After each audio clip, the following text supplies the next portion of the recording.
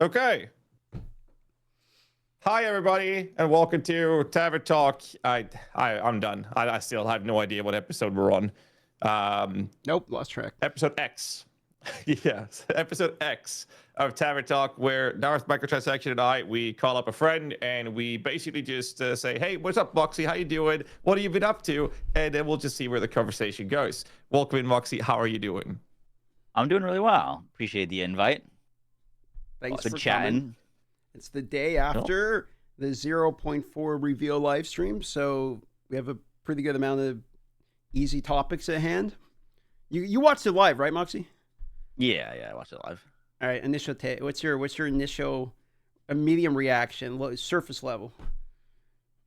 So I'm pretty excited about everything. I'm still like in my head trying to figure out what I want to play because I was expecting I don't know if you've been looking at them, but we'd have a lot of the Druid Ascendancy nodes. I did see that they're like potentially going to get changed. Yeah. But I'm not sure if I want to play like a full shapeshifting build if I'd actually play the Druid. So Really? now yeah. What? So now What's I've been your looking at a lot of other stuff. What was the first we end up. thing that you were? Where are you leaning on now? Like, what's your gun to your head? You gotta pick something right now. Where you going? I don't know if it'd be good, but I think it would be fun. I like the wolf form, but like the gameplay showcase, the damage. Yeah, that's what kind of everyone say. It looked bad, and I don't know what you'd do for clear. But I was thinking like maybe you could do something on like the wolf form, maybe on like invoker monk could be kind of interesting. I was looking, and also maybe you could like do one of the I think it was the Call of the Brotherhood or Whisper of the Brotherhood to convert all that's cold to lightning, and then do like a lightning wolf form could be kind of interesting. There's also the like heat shiver unique, which like the first attack on it had like a bunch of like more chill magnitude, would give you a bunch of free fire, and then maybe like go a weird like I don't think it would work. We were looking at it earlier, but there's a charm that gives you your full rage on taking fire damage, and then Infernalist could potentially give you take fire damage when you're like reach max thing or when you deal a crit, and then you could do like a Infernalist with the demon dog plus the wolves and like igniting yourself to gain rage to gain your looter blast. Like I don't know, there's a lot of cool things that could be interesting that aren't on Druid. It's gonna be quite interesting to see the skill information in the coming days for sure. But yeah, like I said, I mean, the teaser images we got for the shaman and the oracle, they're just the images they sent to media outlets like a week ago or something, and they said they're still working on them. So like we have no idea what they're changing, and some of the nodes looks absolutely insane. Yeah, but I mean, like you said, I mean, talismans are available to the non-druid ascendancies as well. Titan Bear look kind of fun. Like you got Bear's slams, and then Titan's got like more like slam aftershock shit that was added. They added another aftershock gem as well, so it's like okay, you do slam aftershock shit maybe. I mean, the weird part is because like the part that I don't get is like I feel like I'm gonna get baited a little bit for a couple reasons, but like okay, the volcanic shit, the fissure, right? Like it's a spell, so you're like you're creating like a volcanic fissure to like create more spells and projectiles, but then I'm gonna scale my attack slam. Like why? I'm a little confused. I'm like, where the fuck does the damage come from? Like, I mean, Lord knows we're not gonna do spell and attack damage hybrid. I know there's the one helmet that like increases and reductions to spell damage, like apply attack damage. Like I get that, but like I'm not sure. Like, okay, how does when I just go scale the slam or scale the spell? So that part's a little confusing for me. I'm 100% getting baited by Wyvern though. I'm gonna go Wyvern. That's the other reason I'm getting baited. I'm gonna go Wyvern, and I'm gonna do the flying flame breath thing. It looks like you can get at least a good 19 seconds of floating around the air. I'm gonna move 1 mile an hour and do one DPS. But yeah, I'm 100% gonna get baited by that. That's what I'm launching. That's kind of where. Go ahead. That's kind of where I'm at right now with the hybrid stuff. Is like. We see so many times that the combo gameplay kind of dies once you're at endgame. So I'm curious if like, you'd play like putting the volcanic orb down and then spell and melee for the campaign. And then by the time you're endgame, you're either just volcano orbing or like rolling magma, or you're just slamming if the combo will still live. Yeah, I don't know how that's going to work. I'm thinking there's got to be supports or something, that can maybe make that right. I was curious when I saw the Wyvern flying. It's like, how much can I... Okay, what if I went Pathfinder Wyvern? So, like, the whole penalty of me having to fly is cut, like, immediately half. And then I can try to reduce it in other ways. Maybe I can get it where I can actually, like, just fly around the fucking map doing it. But then I came to the conclusion, is that not just incinerate, but I'm, like, 2 inches higher off the ground? Like, is it not? It's literally what it is. Like, yeah, so I'm kind of like, I don't know. I'm going to get baited still, but... But, they removed the... nodes on the tree that reduces the penalty for attacks while moving whilst attacking, right? And then they kind of buffed the Roa, surprisingly. But they did remove those things. So you can't get those things for free for the Wyvern either. Because, like, the Flame Breath is not a spell, surprisingly. It's an actual attack. Yeah. Yeah, so I thought cool. that was kind of odd. And it just felt like a spell thing to me. Yeah, I mean, yeah, I suppose, but I think they're all attacks because they're all, like, physical by nature. I was also kind of surprised that I know I'm the mini guy or whatever, but, like, I was kind of surprised not to see a minion archetype for the Druid. That was very surprising to me. Of course. I don't know. Do you guys agree? Like, I expected it, and I didn't get it. I didn't expect it at all. Kind of continues the you could play minion on any ascendancy thing that they've been going for a little bit. Yeah, but I wish there would be like animal minions. I mean, we got wolves, but like they're seemingly more thematically in line with what they have in PoE 1 for like the wolves themselves are buffing the player in PoE 1. And I think that's what we're gonna see for the wolf form as well in PoE 2, at least seemingly. But there's some pretty cool nodes formings as well when it comes to the Druid ascendancies. But I was just surprised there wasn't an archetype to it. But I mean, out of the forms, I mean, if I had to take a pick on which one I like the most, the Wyvern wins every day. Maybe it's because it's new and it's not what we expected, but it looks so cool, like way better than the Wolf and the Bear, in my opinion. What did you think about the? What do you think about the Vaal incursion, Moxsy? You take a look at that one much from the reveal? I don't know if you rewatched it back. I haven't watched it back yet, but I just saw the initial reveal of it. It looked extremely complicated. Yeah, I was kind of cracking up about it. And every time they add a new mechanic or something like that, we got powers on one end and like an entire new dungeon layout, mini game mechanic with all the different layers of. But it was kind of. One, I think it looks really cool. It's going to be pretty involved and definitely like a learning curve to it. But I was kind of thinking, because I got into Path of Exile 1 really late. And that game is so daunting to learn because all of the League mechanics are so complex and have so many things that like I still haven't like learned Heist or any of those things yet. So I was like, okay, I'm glad that I'm getting into this now because imagine when the game fully launches and there's all of these mechanics on top of each other that you got to learn like all at the same time. It's funny, like PoE 2 is supposed to be this market share stealing or acquiring new player acquisition based game to just have this new player onboarding to be significantly easier than PoE 1.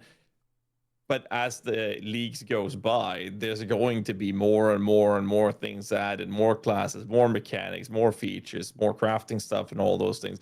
It's just a matter of time before it gets just as complex as PoE 1. It's like you said, I mean, the sooner you get into it, the easier it is because you get to learn what's coming in 0.4. And once you learn that, you have that info. So when 0.5 comes, you don't have to learn that much. It's just whatever is new in the next league, right? You don't have to learn 1, 2, 3, 4, and 5. It's just what's coming in 0.5, right? So it can be fun to see how people will react to it when the game fully launches, because there's definitely people out there that refuses to play or maybe are not in a position where they can play PoE 2 due to the buy-to-play situation they're in right now that will join in when it is free to play whenever that launches sometime next year, hopefully, right? It'll be fun to see how daunting the game will actually be then compared to now. By the way, speaking of launching next year, do you think that would be with all of the classes and ascendancies? If they were to launch next year, I just don't see that. No, I don't. There's no shot. Yeah, I really don't think so. I think, didn't they say themselves at one point that like they don't think they need all of the classes and ascendancies in order to be able to go the full 1.0? So, like, I doubt it. I doubt that we do actually see all of them. I'd say like 90% chance we don't. Moxsy, check Discord. I sent you a link there. But no, I mean they did, however, say that they didn't want to launch the game without all the campaign acts. They said that, but they also said that they were fine with launching it without all the classes if they had to. But it's also kind of awkward because I think all of us kind of agree that they kind of need swords in the game at the very least, probably axes as well, to be fair. But I mean, if say they launch next year, and let's say they launch next year December, that's what, 4 more leagues? 3? Sorry? Yeah, 3 more. 3 more. 4 including the one that's coming up, yeah. So that means that, let's say they want at least swords, that means then they have to release at least 1 class that includes swords. They have to finish 2 more campaign acts in those 3 launches. And I think a lot of people would arguably say that swords and axes are mandatory. And if that's the case, then we're looking at 2 classes and 2 acts in these 3 launches. I think the fact that he said that we really want to get it in 26, it would be sad if, like, you know, it would be sad if it's in 27, means it's probably going to be in 20, because they're already thinking, like, it could be in 27, you know, and it always takes longer than they think it's going to take, they say. So it's like, it's got to be 27. I mean, I don't really care when it is, honestly, because, like, it feels like you're still playing the game. Like, I don't, you know, it's like, okay, 1.0 is just kind of a title for me. The only difference is it's free now, I suppose. I mean, they also said a couple of leagues ago, they mentioned that they were aiming for a December release this year. And if that wasn't going to happen, then there was a % risk that they had to release it on the next season after that in 26, which would be March, April. And now when we're here, it's like, yeah, no, we're hoping we can make 26, but maybe it's 27 all of a sudden. And they also originally said they didn't want the beta to last more than a year. We are a year in now. So it feels like the goalpost seems to be pushed forward consistently, right? Yeah. But I mean, Jonathan did say that he's trying his best to, like, kind of, you know, slow down and be more realistic with it to himself, right? I believe something in those lines he said. And so when he said they're aiming for 26, I think that feels like a pretty high probability or likelihood that will happen. Because like, look at the time frames of the year. PoE 1 has the prime launch date of the year that is not Christmas, which is like during the summertime. PoE 2 doesn't have that. PoE 2 has before summer, March, April. They have autumn for like August, right? And then they have the best wintertime release.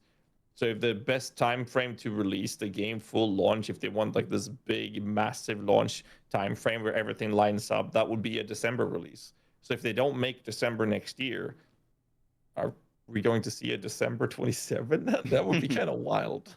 That's a 3-year beta. It's almost like Escape from Tarkov again.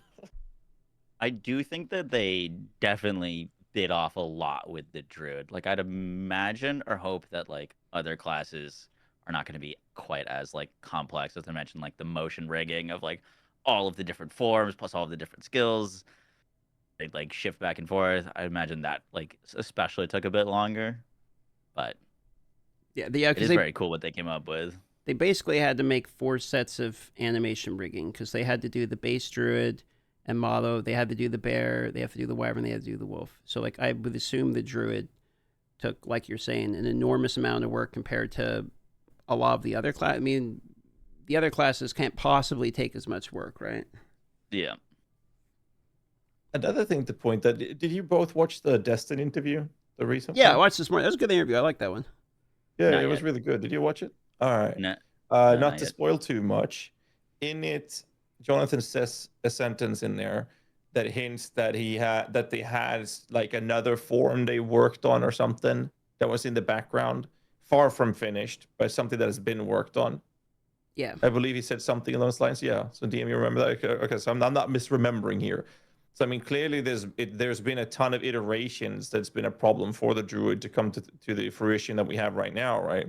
So definitely there's something in the background, and that might very likely be what we've seen in the data mine files be in the where tree form, for example. That's something that's hinted, but it's pointing to meta rigging data files that don't exist. So that sounds rather interesting. That might be, another version of it that we might see in the future. But either way, like at least there's been dev time and work on making that function, and the rigging for it, the animations, and all those things, and then they're just not utilizing those assets that they spent a lot of time creating. But it's like you said, DM. I definitely think that Moxsy, like the other classes that release won't have that issue at least. So I don't know how long these things take to make, because I'm not a game dev, right? Do you have any experience with that, Mox, like game development or something like that in that era? No, not really. I've consulted on games, but never actually been hands-on on dev. I actually had a question for you, Darth. You visited GGG, yeah? Yeah. Do you know? I'm actually curious about this. Do they have a PoE 1 team and a PoE 2 team, or are they just jumping back and forth? No, they have people there that are obviously more hands-on for PoE 2, but the dudes who all I talk to, they work on both. The audio team works on both, the animators work on both, the visual effects guys work on both. They work on both. There's I would say there's more of a focus on the one depending upon the league it was in. When I was there it was just before 0.3 when I was there, or not, 0.3. So everyone's hands on decks for PoE 2. But my understanding is it goes from we're focusing on PoE 2. Okay, PoE 2's out. Now we got to start cooking the PoE 1. They leapfrog it.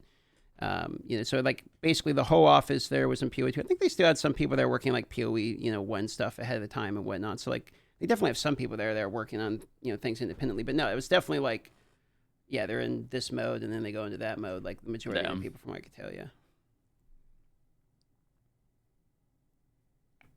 Kind of like this. I remember the interviews you did, DM, with the way they set up the offices. They were basically talking to each other. They could just lead back and have someone behind them working and have the conversations on site from where they were sitting. Have you been to the Blizzard campus, Moxsy? Yes. Yep.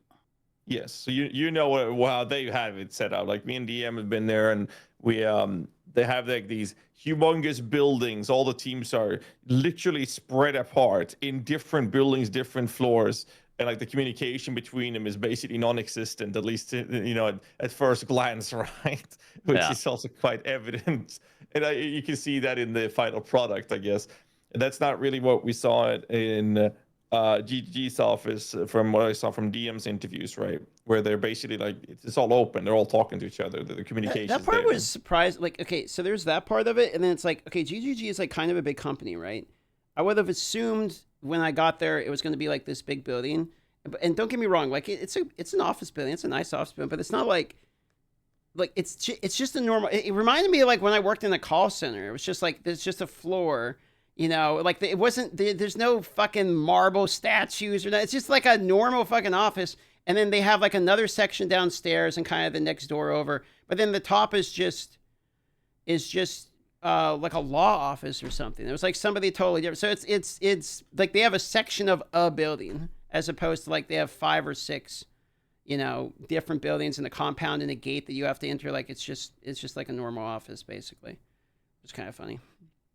Yeah, I didn't really expect that, but Moxsy, are you calmed down after your whole Borderlands 4 hype and subathon? That was a long subathon, man. I was checking in on you during that. How long did that end up going? I had to cut it off at 32 days. Jesus Christ. Was the most. I was trying to end it too. I put it down to I think we were at 30 seconds a sub, and it just kept. They were crazy. It just kept going. Still going. But we hit our milestone, so I have to get a tattoo of Chat's Choice, which I have an appointment for in January. Chat's Choice. Did they pick it already, what? or are you giving them options? Did you or how'd that work? I pick where it goes. I gave them options. They were very kind in letting me get a tattoo that was meaningful to me, rather than just something terrible. T4 bad across the chest. Oh man, no, I would not let chat pick tattoos for me. That's wild, dude. I would not. I also have 0 tattoos, so okay. First one. Oh shit! I'm so sorry to hear that. I mean, you see now how I look. It's like you get one tattoo, I can't stop, man. I'm working on my back piece, and I'm already thinking about what to do afterwards. Like I cannot stop. It's so addictive. So be careful. What are you planning to do for? You're basically go on. Sorry. No, go on. I was just curious. Moxsy, you're talking about doing something with the wolf. You were talking about maybe not doing that as a druid ascendancy. So, Dia, you were talking about wyvern. Like, are you on a druid ascendancy wyvern or another ascendancy? Like, what's your aim there? I'm probably gonna go like full dad gamer, like boomer. I'm a druid, so therefore I'm using talisman and doing shapeshift, like just real standard shit. I don't imagine. I could be wrong, but I'm not like giga impressed by the druid ascendancies. I don't think they're bad. I just like there's nothing there that like I look at and I'm like, oh my god, like I kind of don't care that much. I look at them and I'm trying to find uses for them as opposed to I look at them and I'm like, holy shit, there's so many things I can do with this. Like it's kind of like the other way. So a lot of it really depends upon like the oracle. When I look at the oracle and I think, okay, well, you know, they have basically the from nothing cooked into the ascendancy, and they have the like secondary passive skill tree. It's like, well, if you look at the new passive skill tree that they've shown, if that is as it is, and I'm doing like a standard wyvern thing, there's only like 3 keystone notabos, and it doesn't mean I necessarily want to take all of them. And if I look at the keystone notabos, they're not really positioned anywhere next to anything where I'm making like big leaps. I could just like click the nodes literally anyway. So it's hard for me to be like, okay, well, the from nothing portion of the ascendancy I'm super excited by. And I still have to be able to take the keystone notable. It's not like I can just, you know, it's worse than from nothing because it's not like I can't just take a keystone notable anywhere on the passive tree and then pick stuff from it. So it's a little bit less interesting than it seems. So it really depends upon the secondary passive tree part of the oracle. I do like the making like a clone of the boss thing. Kind of cool. Can kind of double your damage against the boss. That seems like that might be something. And the like damage against you is unlucky. That's kind of a cool tank side of things. But other than that, like I wasn't really like super excited by the druid. I almost think like I would just go Titan, click hulking form, and then just take like, you know, get 50% bonus in nodes, and that might be better literally anyway. But we'll have to see. I know rage is all the rage, so. The whole, you know, rage generation, no inherent loss plus max rage thing could be quite good. But yeah, that's kind of what I'm thinking. The only thing about that node is you have to take leading up to it, at least how the looks formatted in their presentation. We'll see if it changes or not. But you have to take the one that gives you increasing to spell damage. Yeah. Prior to get the rage thing, which I feel like kind of makes you have to use spells a bit. I don't know, like if you want to just do like a melee bear, like you're kind of wasting an ascendancy point. I agree. There. It's kind of like the hulking form thing, but like hulking form is so good. It's like I'll take the capacity, I'll take the purse. You know, I'll have the man purse as Titan, sure, because hulking form is like fucking disgusting. But like this and rage, now I'm kind of like I kind of like maybe care, maybe don't care.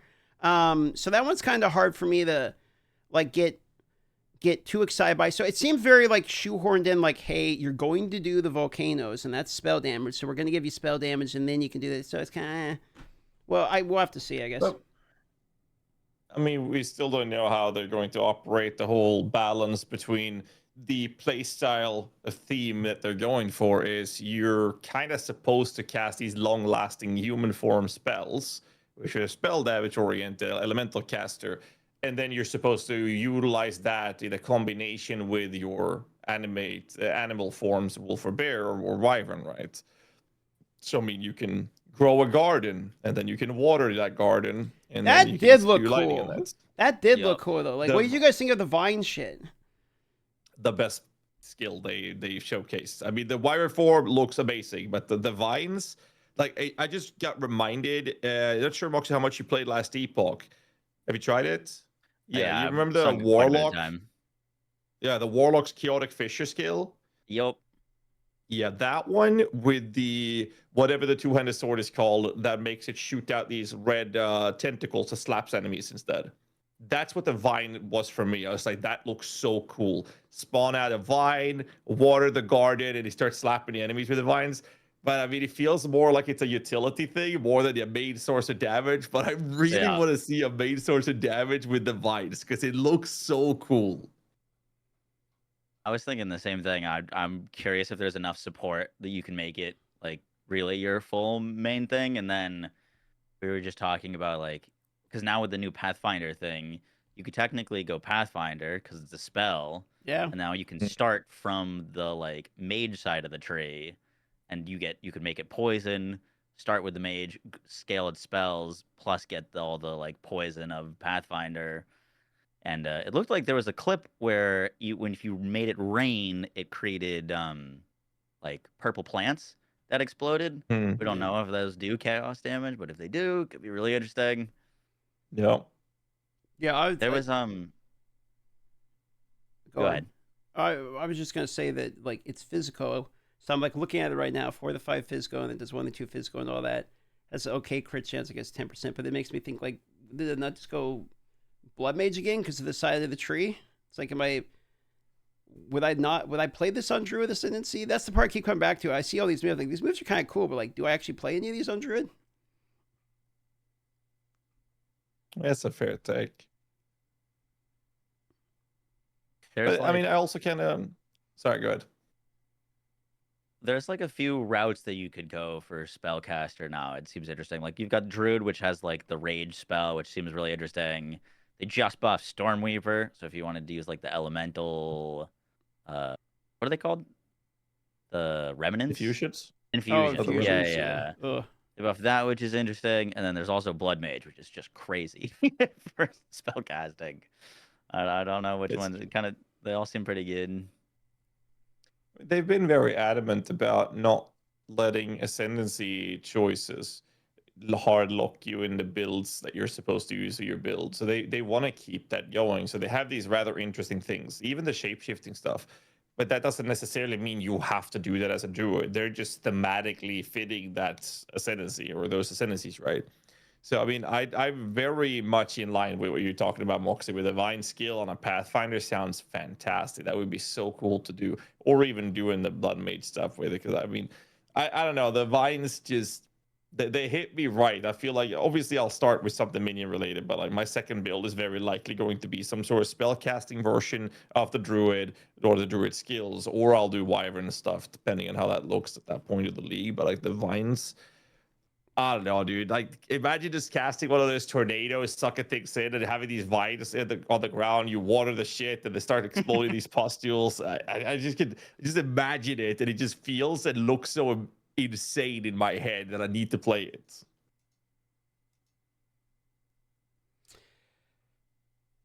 Content-wise, sorry. What do you think about these kind of continual addition of you do one thing to like buff up the other move? Like we have the fissure with the slamming, the spells, the entangle, and now you water the plants thing. Like, how you feel about that? How you feel about watering your plants there, Moxsy? I mean, I'm kind of fine with it throughout the campaign, but once again, like once you're in maps and you're playing and blasting, like you're not trying to do all those combos for every single mob that you encounter. So either you find a way to automate it, which I think you could like automate and have like you're just kind of casting your vines out while there's constant like rainstorms happening with like, I don't know, like a cast on crit or some sort of setup. So hopefully those combos are smooth, but some of them do feel like a little too forced. How do you actually create the water? Is it just the thunderstorm? Is that the only thing that actually creates the rain, or do we get other? I guess we don't have all of the skills here. I'm like looking through the spells right now because like thunderstorm creates the downpour or torrential rain, as they call it. I'm surely there's a water skill as well or something. Duo party play is the solution, is what somebody in chat says. Duo party play, yes. The duo shenanigans of I will water GHAZZY's plants. The planter and the gardener. Oh my god, we should do that someday, like a bro found adventure. Dude, build a character, but each player only does one part of the combo. The 3-man group: Moxsy plays wolf, GHAZZY plays wyvern, I play bear, and we're the 3 best friends, the 3 best animo friends. Sutropolis in Rayclast. That would actually be hilarious. 3 Musketeers, yeah, Stardew Valley group. That would actually be fun to do. I don't know. Like I feel like you're talking about Moxsy. Like the combo play feels very forced in some ends. It feels natural in others. Like EDC, for example. EDC Perfectly is natural. great. Yeah. It feels good to play as well, and that's been a combo play. That even feels good to play in PoE 1, and that's a combo play, right? So it doesn't necessarily have to be bad. For those of you who don't know what EDC is, it's Essence, Rain, Contagion. But that's a combo play, a 2-button combo play rather. So I don't know. I don't mind the combo play as long as it's not obnoxious. Like an example of obnoxious, I would say is, hey, you need 3 endurance charges to summon a spell totem. Yup. Yeah. Like, what? Okay, that's not at all what people wanted, but okay. No, it just feels weird. But you have like.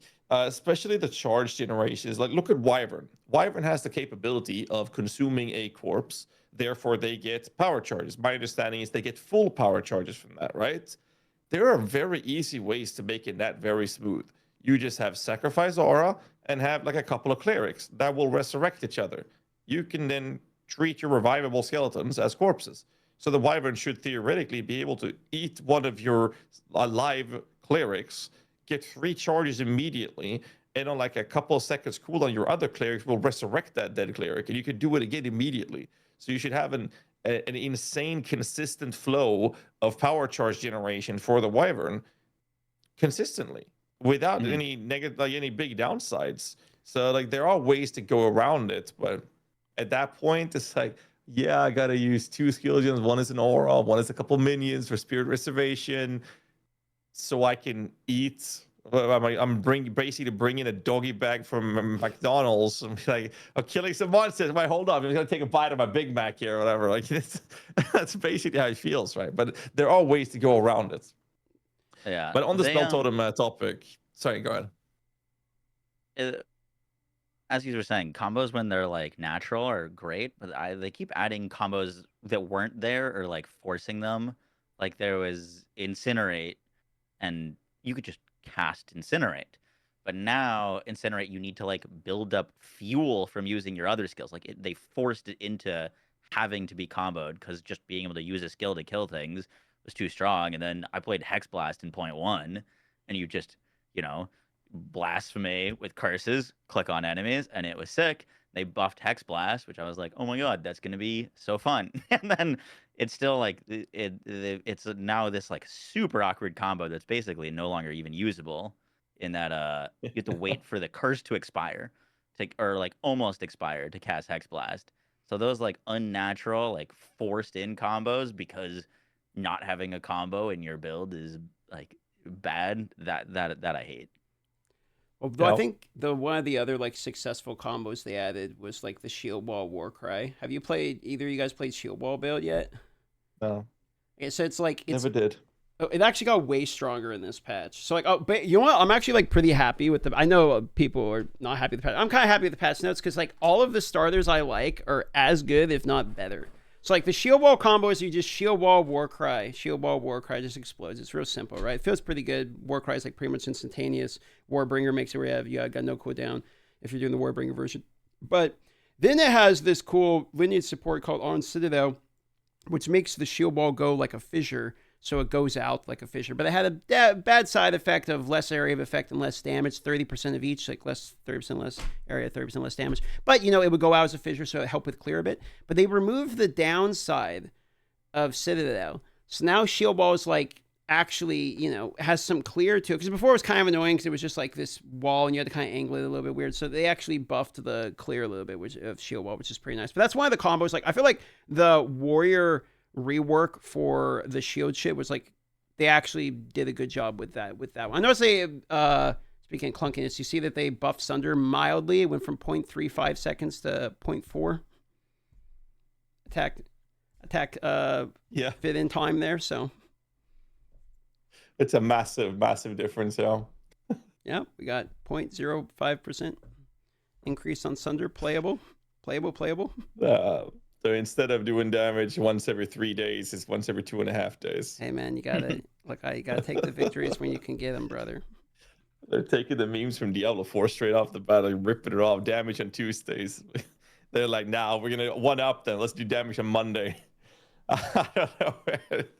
It just felt. I feel like those changes always feels redundant to me. But I wanted to ask specifically on the spell totem topic. Like, what are you guys' opinion? We can start with Moxsy. Like, what is your opinion on the spell totem specifically? When they were announcing it, it's like, oh, that's awesome. Like, spell totems were super prevalent in PoE 1. Tons of cool builds, tons of cool spells you put on them. I was like, that's sick. And then they're like, 3, was it power charges to cast a single one? Like, well, no one's gonna use that. I mean, like, you could include it in your combo for your build, but I mean, it's probably gonna, until you're like late into the game, it's probably not gonna feel great to be constantly casting. But like, I don't know. I feel like 3 is overkill. Like, if it was 1, it'd be totally fine. Yeah. But, I don't know. I don't play spell totems. Like I don't play totems because I just don't care about. Like I just don't like the kind. Like I'm not gonna cast the totem to then do something. I just want to do the thing. It's like a dumb, gamer dad opinion. But like I don't really care about totems, so I just don't care. Like I saw the charges. I know everyone's gonna be mad about the charges. It's builder spender. No one likes builder spender. But it's like I'm not gonna play it anyway. Like they can make spell totems still cast. I'm probably still not gonna play spell totems. I didn't play it in PoE 1. I'm not gonna play it in this. So the only time I ever used totems in PoE 1 is when I had to make my like Sunder or melee damage actually do more before they remove that, where we didn't have to do it all the time. So it's like, I don't know, it's hard for me to care because it's just not a build that I'm ever going to play. Moxie, did you ever play Synthesis League in PoE 1, or is that too old? I think too old. And you did play Incursion, right?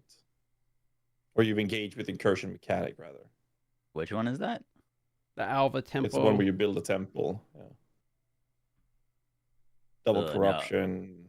No. I didn't really play that one either, and I wasn't around for Synth either. So I think me and you're gonna have like kind of the same experience where we're kind of going in raw dogging this one a bit. The only time I ever did the Alva one was when I'm trying to do a double corrupt and like slam a mage blood or something. Like that's the only time I've ever even set foot in that mechanic. Oh, that's fair. I thought the mechanic itself actually looked pretty cool, to be honest. He said he got inspired from Loop Hero in the interview, in which he liked the game Loop Hero, and so he was trying to make like a kind of something somewhat inspired by that, which I thought was pretty cool. I think it was this league mechanic was made by like Jonathan specifically. I think he said in the Ziggy D Q&A this time, right? So he's kind of hands on with this one. To me, Synthesis League was like my favorite league mechanic-wise. It was a very poorly received league back then, but the league mechanic, like the way it was built, I really enjoyed that. And they kind of applied what we did back then into how we're building the dungeon in the Fate of the Vaal league. So I'm like super excited. This might very likely become my favorite league, like without even playing it. Like by the looks of it, it looks like this is right up my alley. I'm super excited for it. Well, it's in depth this time too. Like the other league mechanics we have are like they're needed stuff. They're kill mobs. They're added crafting like with the Abyss and all that. But we don't really have anything that's like fairly in depth. I mean, Abyss is like it's just in the map, pops up, you kill the mobs. There's the crafting side of it is in depth, sure, but the mechanic itself is like kind of not. Same with the breach. You just hit the breach, you kill the things. There's a boss. It's just they're just kill in a circle mechanics. So, it's cool that we're actually getting like a full-on mechanic that's like got its own thing going on. That's kind of why I was hoping we were going to get Toda. I don't know if you guys were surprised, but I would have put money that we were getting Toda. I'm right there with you. I would have bet a lot of money on it actually. But it's weird though, because they said they had to cut it due to time restraints for 0.3, right? And I was like, to me, that sounded like, oh, they're working on it, but it's not done yet. We'll see it in 0.4. And it didn't make it for this either. It's like, okay. Yeah. But I mean, on the other hand, they also had a 5-week league, PoE 1 league. that was colliding as well. So like they had PoE 1 to get out, and then they had to move resources back over to PoE 2 to get it out for the December. It's like they're still in this process of getting used to having both games on the tight scheduling that they have, right? So I mean, I guess that plays a factor. It's hard to make the two best ARPGs at the same time, I guess. You know, I was talking about that stream earlier. Yeah. You know, it's so funny when Diablo 4 was getting so much shit early in the stages of Diablo 4 and PoE 1. People said that the only way for PoE 1 to have a game to compete with, they had to make their own game to compete with. That's what people were saying. It's kind of true, though. I'm not gonna lie. I like that. Like the complaints I would have are all based upon my previous bar that's set by them. So it's like if I'm upset, it's because they don't meet their own bar. If I compare any league or any update to any other game's league or update, it's like, well, you know, I can't really say anything. But it's like the only time I can really complain is when I'm looking at like what I know they're capable of doing. It's like it feels like the dad like looking at the son who's already like massively overperforming, and he like drops the ball one time, and you're like, like what the fuck? We're only up by 50 points, son. You're supposed to be dunking on him. I mean, that's kind of like the position we're in. I mean, I think we all can agree that the PoE community is extremely spoiled. Like, we are so spoiled. And it's like I said, but it also comes from GGG having such an insane track record history of making us have ridiculous expectations. And then despite us having those expectations, they still blow out of the water, like completely outperforming it on a consistent basis. So when the very, very, very few times over the past, I don't know, 10, 12 years, where they don't overperform our expectations, that they overdeliver, we're like, what the fuck is this? This is shit. This is so bad. I'm disappointed. This has ruined my day. It's so crazy. But it's like I said, as soon as you compare it to any other game, it's like, what we got in this patch is the equivalent of 2 years development of any other game. It's like, okay. Yep. And they're doing it on a 4-month cycle. That's crazy. It's fun though, at the same time. Considering how PoE 1 is where it is today. Can you imagine where PoE 2 is 10 years from now? Like, just imagine it. Insane. Yeah. I mean, just honestly, even PoE 2 on launch, if this is the game now and gets another year of, like, if they're launching at the end of 2026, another year of additional endgame, new mechanics, new classes, new ascendancies, way more skills, like, it's getting crazy. No party hats in the game yet, so that's still an L, but we will get there over time. Well, you got a Valdo box. So GGG had a promotion. So some streamers get sent out a little puzzle box we had to open. And in there was either a little card for us to redeem a code to design a divination card or design a unique. And DM got the unique item. I got the div card. True. So you got to decide a party hat? Is that your plan? I already tried. I put that request in for 0.3. I said that I make a party hat that drops, but only on the first day in all the colors. So it's literally just a collection item that mirrors the experience of PoE 1 or of Old School RuneScape, or I guess RuneScape, not Old School RuneScape at this point. And so I don't really think they like the FOMO stuff or like stuff that only drops on one day or whatnot, you know. And I don't know if they're going to do another like hidden unique like they did with Onigarashi. So I'm probably going to have to make like a normal unique. Unfortunately. So we'll have to see. I know how many other, there's a bunch of other people that got that though, right? Like Quinn got one, right? Datmod's got one. Forgetting who else, but I think there's a bunch. I don't know how many they sent out. I don't know. It was 10% of them. So however many boxes they had, it would be 10% of those boxes. Speaking of that, I thought we were going, Moxsy. Do you have like a timeline or a guess on when that would be coming to fruition? No, they're supposed to like reach out and say when they're available to do it. I'm assuming they're constantly behind, like on both PoE 1, PoE 2. Gotcha. Like, I'm assuming they're just on the fucking treadmill, and this is me like trying to speed up the button a little bit. So I'm assuming no time soon. We'll see. I kind of like the whole hidden thing. Like the Abyssal Lich was such a well-received thing. Yeah. It was hinted and nobody knew what it was, and it was like, oh, it's an entire new ascendancy. It was such a cool thing, and only Goroshi hidden is cool as well. So I don't think they're opposed to doing those things. And they even said that they're, considering how well received it was, they're open to doing more things like that in the future. And that would be really cool to see.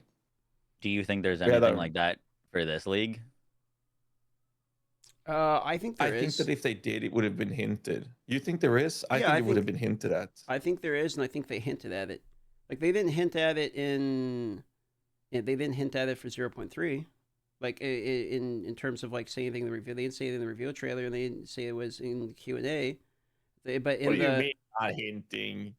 Jump into the well. I wonder what's down there. That's the boss. The boss is down there. That's not how you ascend. You don't jump into the well and then suddenly you're ascended. You jump in the well to fight the boss.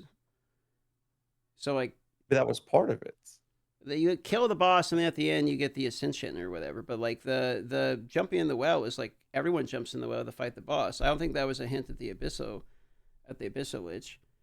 I mean that's fair. In 0.4, I think they are actively hinting at it because Mark says he likes to put these during the Q&A. He says, "Yeah, we like to put these in the game. We'll continue to put more into them, but like I won't mention them or whatnot because I won't spoil that stuff." So I would imagine there's probably a Vaal ascendancy either with the Gemling, a time-related one with the Chronomancer, or maybe like the Sorceress gets a third, a Miracle Worker one or something. I think there is probably one hidden. That would be cool. Or Blood Mage gets something. Blood Mage jumps into the blood water that Queen of Syria goes into to True. Commune is the PG word of saying. Yeah, I cannot believe Jazzerus was right about that. I mean, like he was not only right, he was right on like astronomical levels of being correct by this. Absolutely insane. I mean, does that mean everyone's gonna play Blood Mage? If you can corrupt the Blood Mage to have 4 titties. I'm just saying.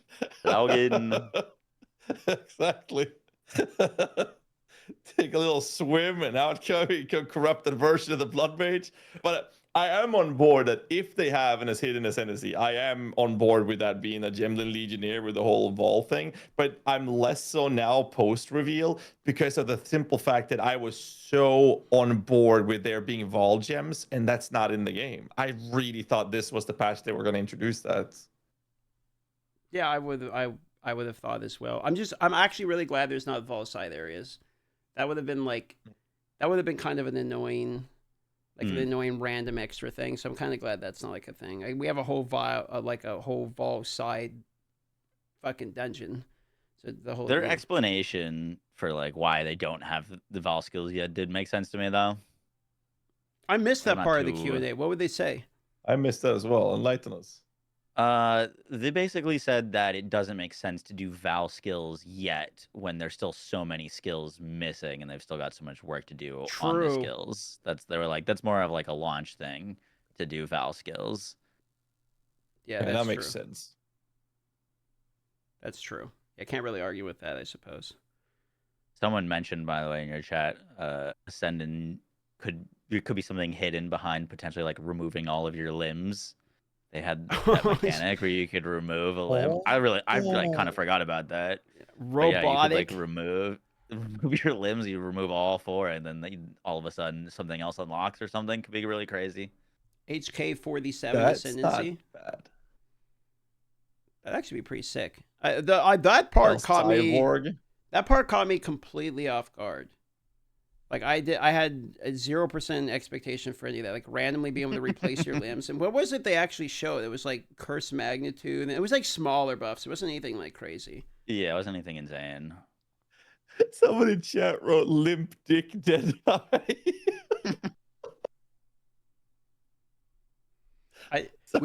We need to be able to cut our Roa's legs off to give the Roa a movement speed buff. Like you can put in metal leg Roa. Could use the help. Roa actually getting buffed to this league is like fucking wild to me. Yeah. I was not only did they remove the movement speed penalty nodes on the tree for other builds to to I think it was Dreamcore that mentioned that, something like that, for them to compete with it with the Roa, or someone mentioned that in a video I saw recently. And then the Roa was like, yeah, you just don't have any penalty, but it costs you a little bit of the movement speed buff is now removed, but you don't have any penalty at all anymore. That's just crazy. Yeah. I don't know, man. And LA, I thought they were gonna triple whammy that shit down. I read the notes and I was like, wham, wham, wham, they nerfed it. And then I read it again. And I was like, LA is still good. Yeah, playable. Hold up a minute now. Still playable. Its single target is going to be a little bit worse, but I think more than fine for mapping. What'd you guys think about the boss diminishing return damage on beginning? Like, so like now when you have a startup of a boss, it's got like the Arbiter DR basically. How'd you... All bosses? Yeah, all bosses have a mechanic of there's DR cooked into them now, because they're sick of people like preloading damage and then just like one-shotting the boss. So like bosses have a falling off DR. I did not see that. I don't they like have that at this all. in PoE 1. This exists in PoE 1. I might be off on the reasoning, but I think if I recall correctly, it was because of miners and trap builds that would just spam up the mines and traps under the boss. The boss would spawn and boom, it's dead. So like if you have a boss that has 100 million HP and you have a build that does 100 million boss DPS, you don't kill it in 1 second. It doesn't die in 1 second. It takes a couple seconds, and that is because of the slowly decaying damage reduction that they have when they become attackable, which is actually something that my understanding is refreshes every time they go out of a immunity phase. So every time they go out of an immunity phase, they have this damage reduction that then tapers down. And apparently when the boss is a stationary boss, it tapers down faster. If the target is moving, then it tapers down faster as it's moving on top of already decaying.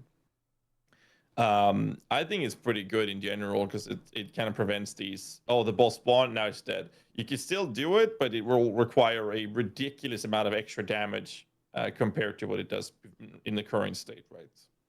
So I don't mind it personally. I'm not opposed to immunity phases and whatnot, because like when I'm fighting an endgame boss, I want to fight the boss no matter how strong I am. Like I want to have to actually engage with the fights. And at some point in the game, you get so much damage output that like you just trivialize the bosses. Well, yeah, I don't necessarily mind it as well, because like I'm sitting here thinking about it. It's like, do I actually not like this? And then it's like, okay, it feels like, oh, I'll punish you for having damage. But then it's like, I think about it. It's like, do I really want to have a D4 situation where like every single boss is you just walk up and like he like shows up, he's like, I'm here, the fucking and he just like fucking dies, you know? It's like, probably not. Like, I mean, what? And then the only thing that the longest part of the boss fight is having to click the respawn button on the boss. Like, I mean, probably not. I mean, you can get to that point with a strong enough character. So like that's not taken away from people that like that. It's just gonna require you to invest more. Like I do that in PoE 1. I normally don't fight the Uber bosses till I'm strong enough to basically do that personally, because I enjoy that. But if I want to fight the boss and I want to have a challenge on it, I'll go in when the character's ready, not when my character is, overkill ready for it. Speaking of bosses, another change that, how you guys feel about? I mean, I'll tell you now. I kind of like this one. Is that to to really juice your maps, you have to kill Arbiter. You notice that? You got I saw that. Yeah. In order to rare up your tablets or whatnot, you have to kill Arbiter now.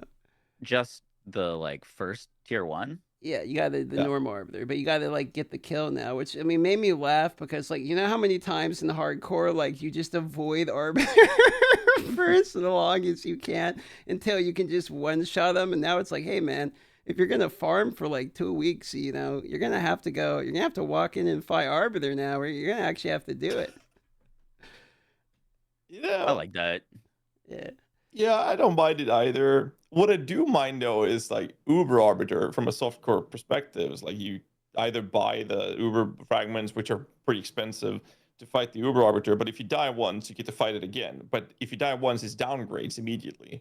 And I think my biggest problem with Arbiter, I have a clip somewhere of me fighting Uber Arbiter. It's like, let's just do this, easy fight, my character's super decked out, it's fine. I go in, and the motherfucker he body blocks me when I walk into one of the circles where the fires are dropping down. Yep. I barely made it. I was like, oh, thank God. And then I run down to the second one. He does the dash attack and pushes me out of it. Yeah. I was like, what the fuck? Gate So, kept.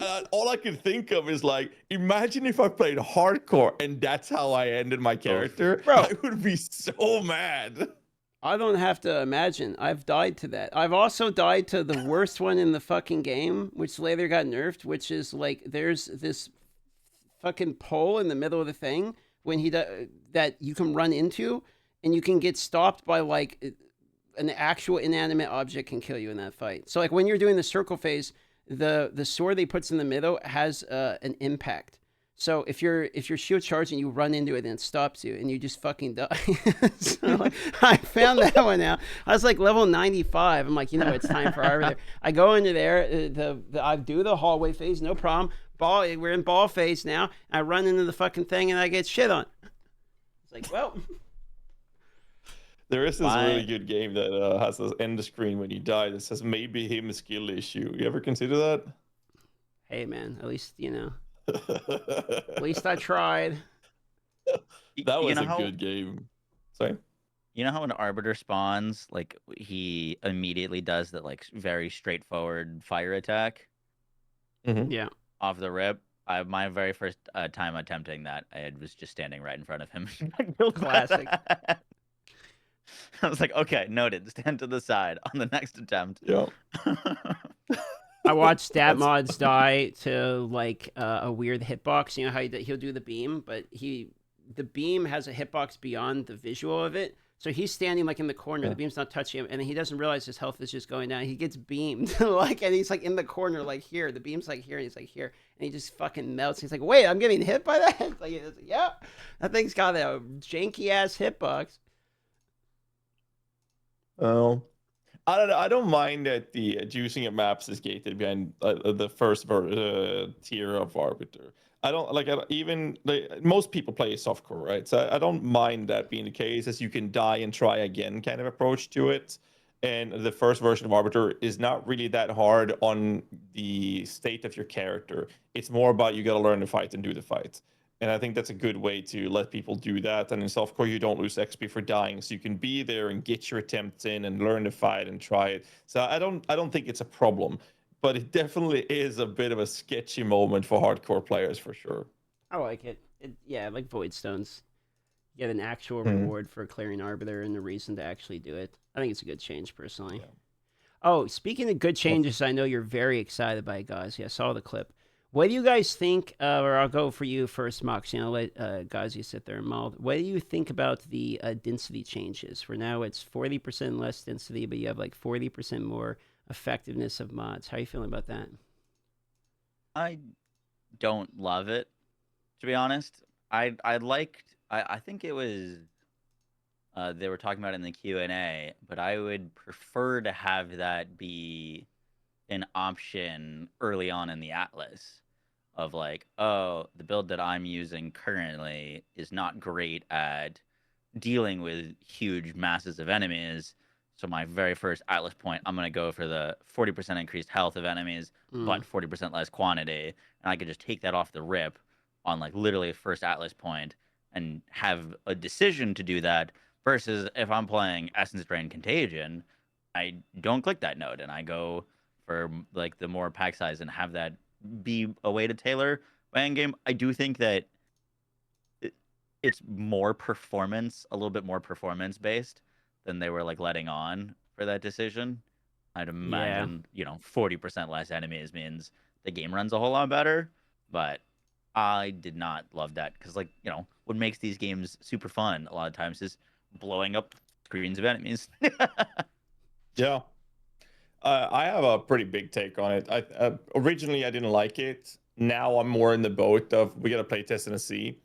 I think that part of it is good, where the fights will be, hey, you're fighting a pack of monsters before your character's super decked out. Like you're actually having a fight. It's not like you go in one shot and move to the next pack, one shot and move to the next pack. So, I mean, that can make the game more interesting and kind of get you into the whole tactical gameplay, fighting a dangerous foe.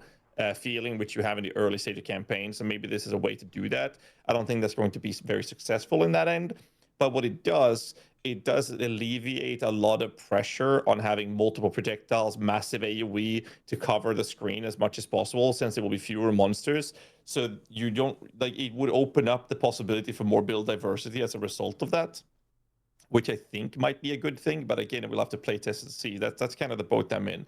My biggest concern is two things. One is the part you talked about, Moxsy, which is the minor one. But the biggest one I have is that one of the main complaints we've seen in the early stage of PoE 2 is how massive and big maps are and how hollow and empty they feel.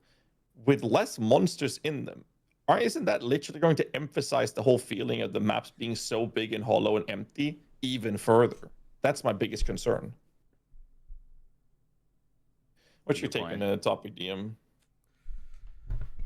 I feel like I'm a little bit more positive about it. But I think of it from the angle, like, I think in 0.3, one of the most common complaints I've heard is that the game is, like, too easy and that you're just screen wiping literally everything. And I think they're trying to, at some point, combat a percentage of that. And, like, they still want you to, like, actually have to fight some of these mobs. So I can understand the thought process behind it. On the other hand, I do get the argument of it's an ARPG. We want a bunch of mobs, popping a bunch of mobs, so it's good. And it also nerfs a bunch of, it kind of nerfs the effectiveness of some builds. Like, I mean, the EDC thing is an obvious example. Things like Herald of Ash, I guess, even though, like, I mean, who's really using Herald of Ash too much? The involvement of AoE kind of gets nerfed a bit. But then, again, that kind of comes back to, like, I feel like AoE is, like, the only thing I ever think about. So, like, I'm kind of mixed on it. I'm kind of at a point where it's like, I'm willing to see what it actually looks like. And I don't hate the idea that when we kill like a rare mob, it's a bigger loot pinata. I kind of like the idea of like you get a little bit of like a decent loot explosion or maybe a chance to like get some better items from these things, because like, you know, ground drops can feel like pretty lackluster in my opinion. So there's positives I see about it and there's, you know, negatives I see about it. So I think I'm probably more positive than the average guy on this one though. Yeah, I mean the change is there, right? So I mean, we can complain all we want. I have a concern, and I just feel like whatever concern or opinion we have, we'll play test it, and then we'll provide our feedback based on what we experience. Like that's just where we end up, right? Yeah, I need to see it because it could feel really bad. I think you make a valid concern about the maps being hollow. Like that's a pretty valid concern. If it does come down to like there's a pretty big gap, and I'm just kind of like traversing just to give it next pack, like that's obviously a concern. I think it does leave an opportunity for Atlas tree growth, like being able to actually increase pack size, for instance, might have more value than on the tree if you have more pack size. If we have more value for each pack, then maybe pack size gets a little better. I could see a little bit of an argument there. Although I liked Moxsy's thought about like it could have been an Atlas tree thing where you like click this and you choose to spec into this as a for your build. I think that is the reason I like that idea is because I like things where it like kind of customizes your experience more. Kind of the reason I like this league mechanic, but I think the whole reason that we like PoE 1 was originally like you kind of build your own style of mapping, and so that kind of is along that same style of thought process. So I liked that call out. Another aspect to consider is that they're talking about mob density, not pack quantity. So it could be that you're moving from pack to pack the same way we're doing now. It's just that the packs you're engaging with just have fewer monsters. Yeah, which would kind of make the maps maybe feel hollow anyways. But you know, my concern still remains. Because it's not about pack quantity, it's mob density, right? But it definitely impacts things like you were talking about, Moxsy, like EDC, for example. You definitely want a bunch of smaller monsters so you can kill to make that spread happen. But if that small monster is now the equivalent of a goddamn rare from 0.3, you know, it's going to take a while for that to die so your spread happens. And during that time, guess what's going to happen? You're going to get swarmed, which seems to be the main reason why they're doing this in the first place, you know?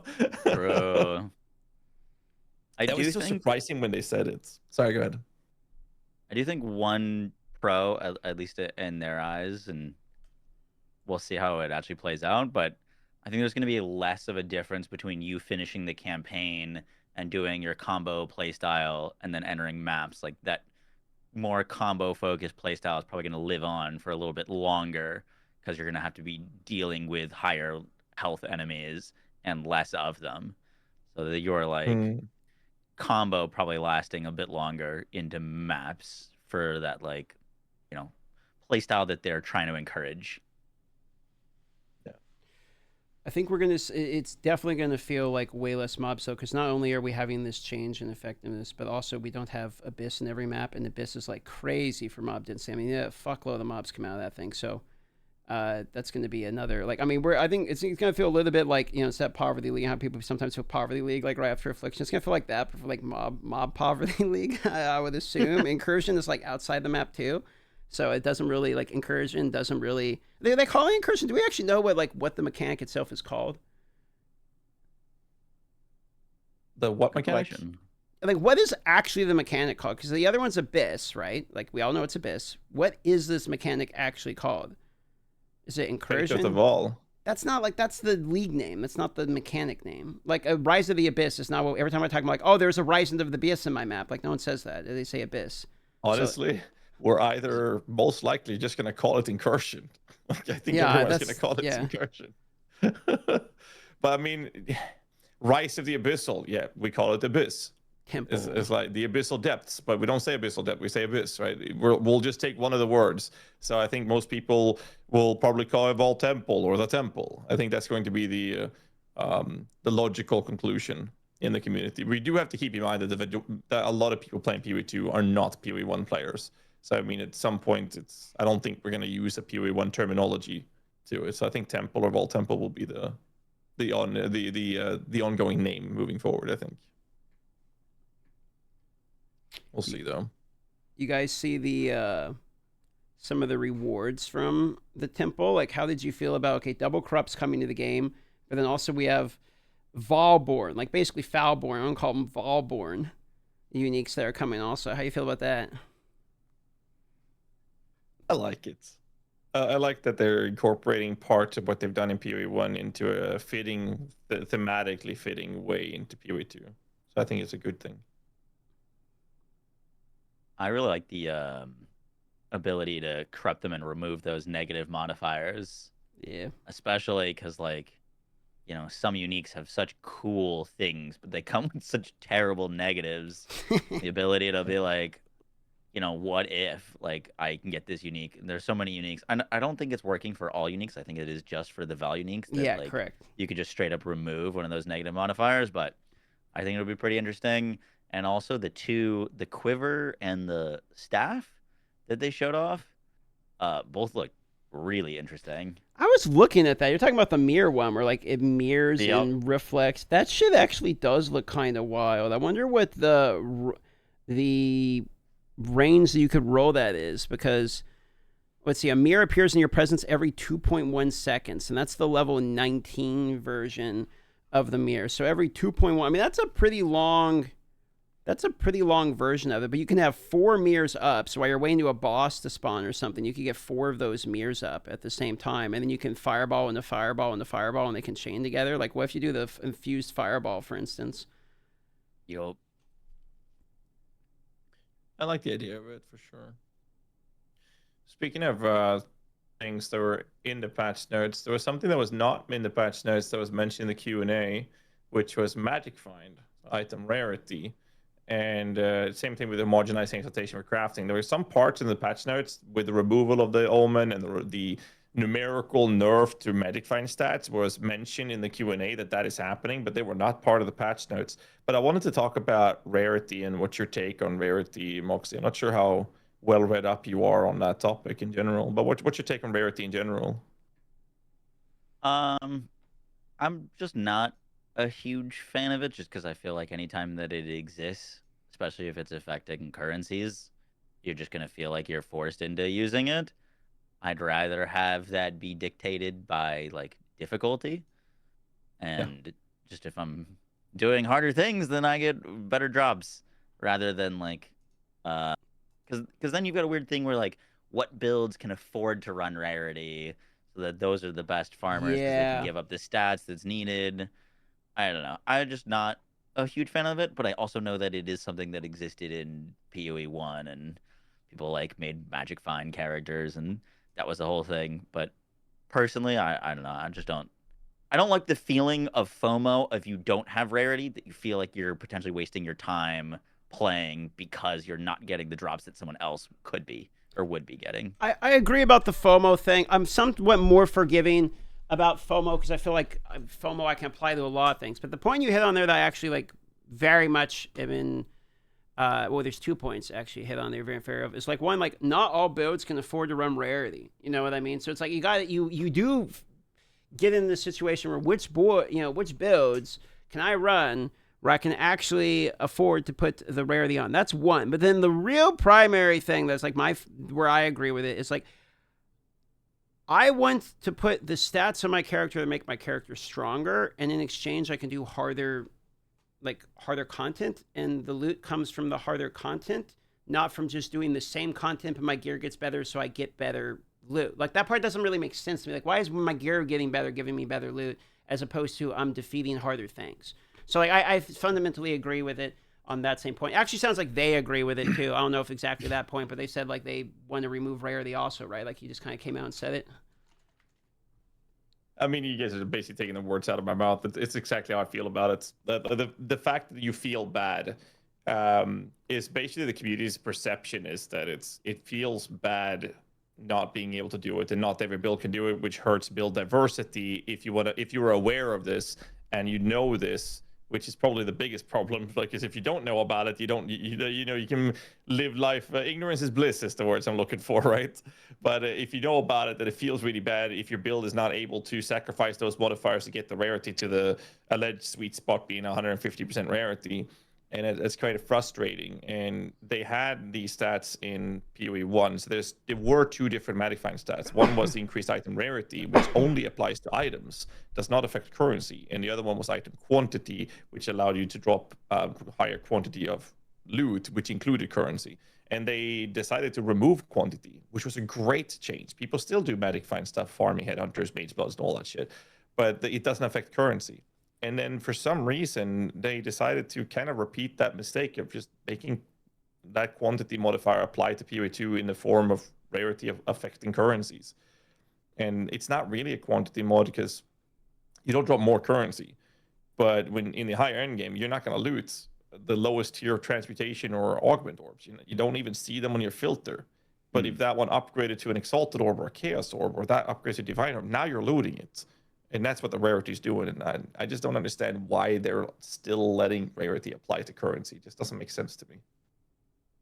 What was particularly frustrating from their Q&A was they were like, oh, the community's got it like 90% wrong. There's so much misinformation about rarity.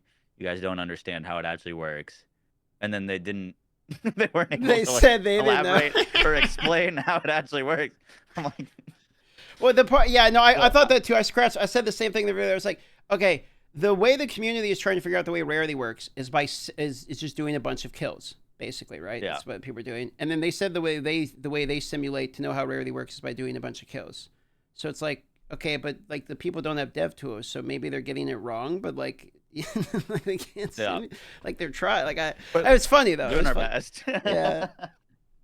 I spoke to GG about that after there were a handful of videos that, made the rounds on Reddit and everything. I think the most notable one was from Criparian.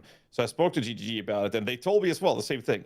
Oh, no, there's so many incorrect things here. The diminishing returns is different when it applies to currency and whatnot. They did explain it to me quite in depth, actually.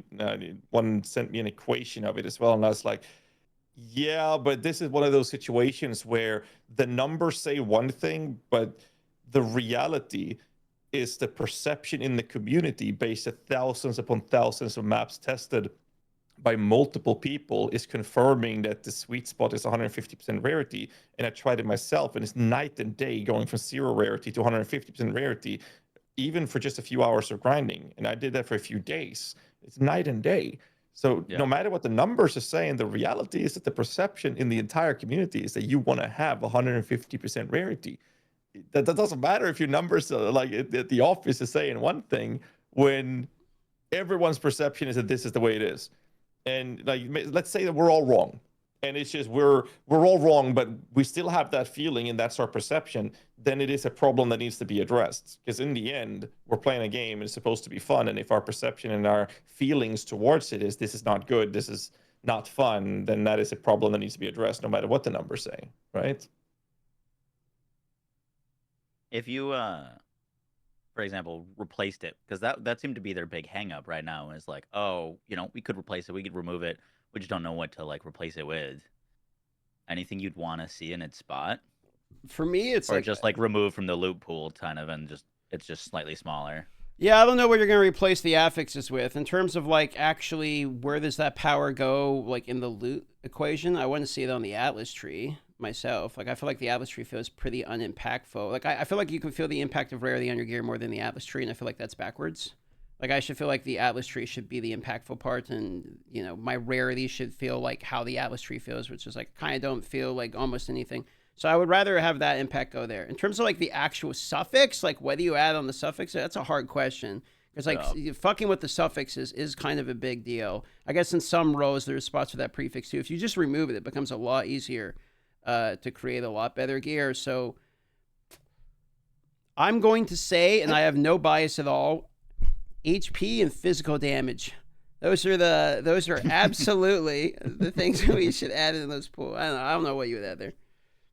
I don't want to remove rarity. I think rarity is in a really good state in PoE 1. I think if I do a Magic Find character, I have a lot of fun doing that. I drop tons of unique items. I'm chasing these high-value uniques. That's my currency acquisition. I gimp my character to the point where like I'm maxing myself out. I'm just there. I'm basically living off Headhunter buffs. That's how I do a KB Wonder, Wind Ripper, whatever build you want to do. And I do Magic Find, and it's fantastic. I don't drop more currency, but I drop more unique items because rarity only applies to items. And I think that's the solution in PoE 2. They don't replace the Magic Find stat. I think it should be in the game. It's fantastic. Gimp your character, you drop more uniques. I think that's a really cool system. Just don't make it apply to currency. Because as long as they have that applying to currency, now it becomes a global stat that non-Magic Find focused characters feel like they have to get.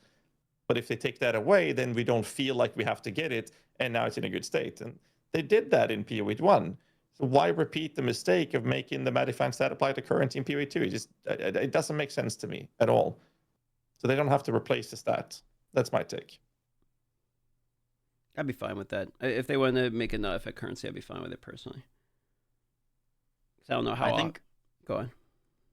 I think a difference that creates, in addition to just like player feel, is, at least for me in PoE 1, I don't feel like I ever need to like get Magic Find or anything like that. Because it feels to me like a super hyper endgame specific thing that if I'm just leveling up and gearing up my character in maps, I don't need to touch. I don't need to worry about. But in PoE 2, I do feel like it's something that I would be keeping an eye out for, going up in my Atlas and like getting my maps, because it is effective. So could help in the perception as well, and just like feeling like it's needed versus just like this super niche thing.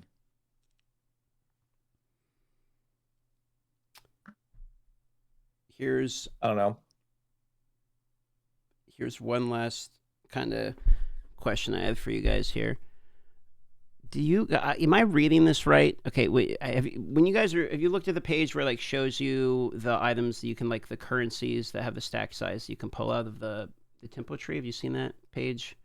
Like in Bray, where it says like modifies the core unpredictably, a chance to destroy it, like, and that's like the core destabilizer, etc. Like, is that, my question is, are those like actual currencies that we can use on gear just by clicking them and using them? Or I thought those were going to be, from the way I saw it in the review, that like you have to put it, like you can put it somewhere in your tempo, and then you have to go do them in the tempo. Like, do you have to even run this mechanic at all to use these currencies? So in PoE 1, the way incursion works is that you can itemize the temple itself to become a map, right? Right. Then that's what we do when we buy a Locus of Corruption. We go in, we double corrupt the item, and we maybe kill the boss for an occasional drop, and then we fuck off, right? Yeah. So to alleviate the idea of, hey, but I only want to do a double corrupt, I don't want to do the entire temple, I just want to double corrupt, what they've done is that they've made the craft itself itemized through a currency orb. So now you can sell, trade, or use the orb itself, which is the effect of that temple's room, if you will. So those are usable currency orbs. It's just full-on currency, yeah. It's gonna be a lot of different. That's gonna be a lot of different orbs. Yeah. It's going to be a lot, and they're probably going to need to add an entire stash step for it, not going to lie. Yup. I'm looking at some of them now. They're crazy. Pretty you strong. See the one from Etsiri? You put like an incubator from PoE 1, right? Yeah. So you put an incubator, you have to like kill things, and to get a threshold of the kills met. Once that kill threshold is met on the amulet, it will consume a random modifier on your amulet and then increase the numerical value on one of the existing ones. Well, wait. Okay, it siphons a random one, but improves the numeric value of other modifiers. It says other modifiers. So it does. I think it improves all of them, right? It seems to be, yeah. Yeah. So then, like, if you have a 6 tier 1 mod or whatever, or 5 tier 1 and 1 scrap mod, you're going in there for 1 in 6 to get rid of the shit mod. And then, increase it, and then, desecrate mod or slam the last mod back and pray it's good. But you'll have I don't know if you can make like a +3 amulet become a +4. You can do that with Sanctified, but imagine if you can juice up the numbers on that and it's not turning the item corrupt or anything like that, then the Sanctify Orbit. I mean, it is a pretty cool things for high-end juiced up gear that you can do with these things. That is very exciting. It has to be corrupted, though, already. So you can't do it to anything that's not corrupted. Does it require the item to be corrupted to put that orb on it? It does. It says to a corrupted rare jewelry item. So I was thinking this would be nutty on rings. Like, you got a ring, all attack mods, you get lucky and you siphon off all of your suffixes and increase like the attack mods again on 3 of those rings, and you have a ritualist or something. Like, they could be pretty fucking strong. Or if Stat Stacker becomes a thing, I mean, this would be pretty nutty for Stat Stacker too.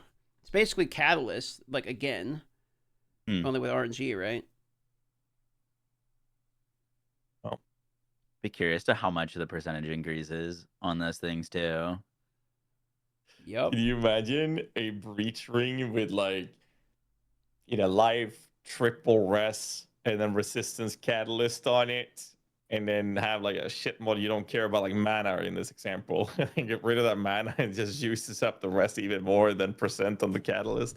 I mean, there's some really cool things you can do with these things. I'm very excited to see where this is going to end up, because I think that the endgame chase items, I mean, endgame needs attention, but it's not just endgame or replayability of endgame content to do. It's also about itemizations, crafting, and stuff like that is interesting to keep a retention and make the game interesting to do beyond just, I got my tier 16, I killed Arbiter, I'm done. These things are, a very effective way to increase interest of, hey, I want to min-max my character. Here's a way to do that. And the double corruption is another venue of doing that. It's going to be a lot higher tier. You're going to have a lot higher end of gear. This league. And it's going to be harder to craft it because homogenizing is gone. And you're going to have double corrupted, which means like you make these crazy items and then you have to gamble it again for the 50-50. So we're going to see a lot of streamers mauling out clips. It's going to be fucking fantastic. This is like an RNG league, dude. It's like gambling. Yes, sir. At what point do you... My only thing with the double corrupts is I'm curious to how early people are going to start really going for that, because you got to land the corrupt to not screw up the item in the first place. True. On a good item. Yeah. So true. You don't ruin it with the first one, and then even if it's positive, you're like, well, I got really lucky. Do I push my luck again and potentially destroy the thing entirely at a 50% chance? It's going to be insane. Yeah. And you pop like you want the first corruption to do something as well, hopefully positive, right? So you start off with like, omen of corruption, so something is going to happen guaranteed, but that might not be. And then you have this 50-50 on top of that. But I mean, there's some pretty crazy items out there. I mean, you saw the buff to Svalin, for example. That was an insane defensive item for PoE 1, and now that is taking its place in the spotlight as an insane defensive item in PoE 2 as well, being able to roll 0%. Corrupting that could change the numerical value of that. I mean, I'm just saying. You can start taking more damage if you want to. Go through that twice. Yeah. But, you can get an extra socket at the same time. So, that's going to be pretty cool, actually.